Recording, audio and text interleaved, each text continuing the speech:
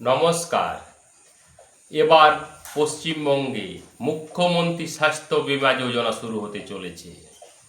এই স্বাস্থ্য বীমা যোজনা কারা কারা পাবেন মন দিয়ে শুনুন।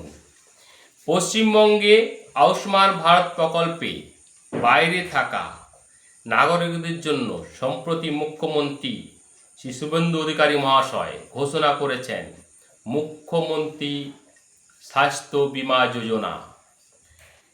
এই স্বাস্থ্য বীমা যোজনা সম্পূর্ণ ৫ লক্ষ টাকা ক্যাশলেস অর্থাৎ নগদহীন পরিষেবা।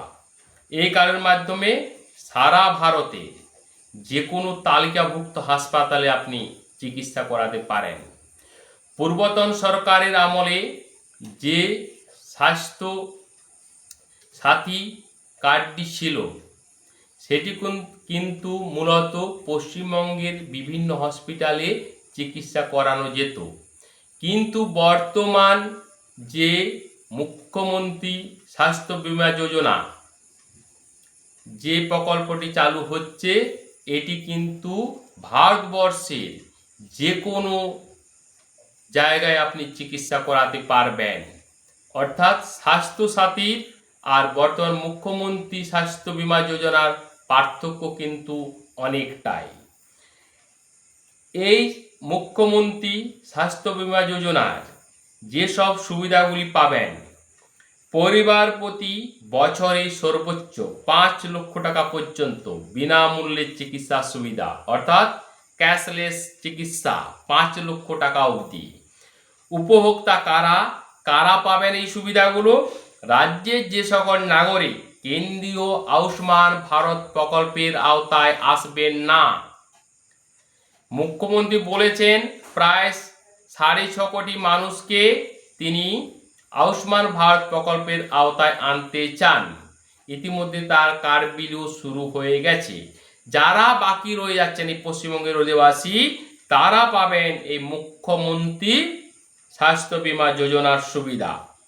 হাসপাতাল পশ্চিমবঙ্গের আগেই বলি পশ্চিমবঙ্গের পাশাপাশি মনে রাখবেন পশ্চিমবঙ্গের পাশাপাশি তামিলনাড়ু, কর্ণাটক, দিল্লি, মুম্বাই সহ ভারতের যে কোনো রাজ্যে অবস্থিত সরকারি ও তালিকাভুক্ত বেসরকারি হাসপাতাল এই সুবিধা আপনাকে প্রদান করবে।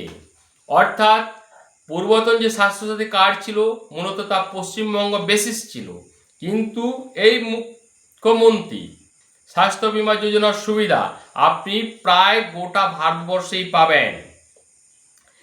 যদিও এই মুহূর্তে রাজ্য জুড়ে চলছে আয়ুষ্মান ভারতের নাম নথিভুক্তকরণ, এটা হয়ে গেলে শুরু হবে মুখ্যমন্ত্রী স্বাস্থ্য বীমা যোজনার কার্ড বিতরণ।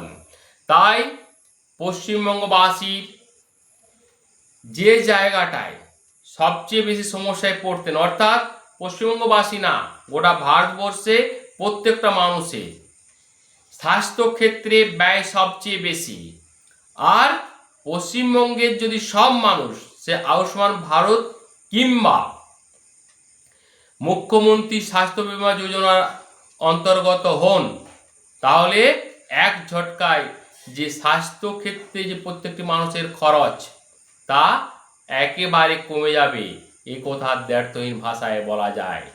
তাই এই আয়ুষ্মান ভারতের কার্ড বিতরণ হওয়ার সাথে সাথেই শুরু হয়ে যাবে মুখ্যমন্ত্রী স্বাস্থ্য বীমা যোজনার কার্ড বিতরণ। তাই সবাই ভালো থাকবেন, সুস্থ থাকবেন এই আশা রেখে এখানে শেষ করছি। নমস্কার, জয় হিন্দ, বন্দে মাতরম।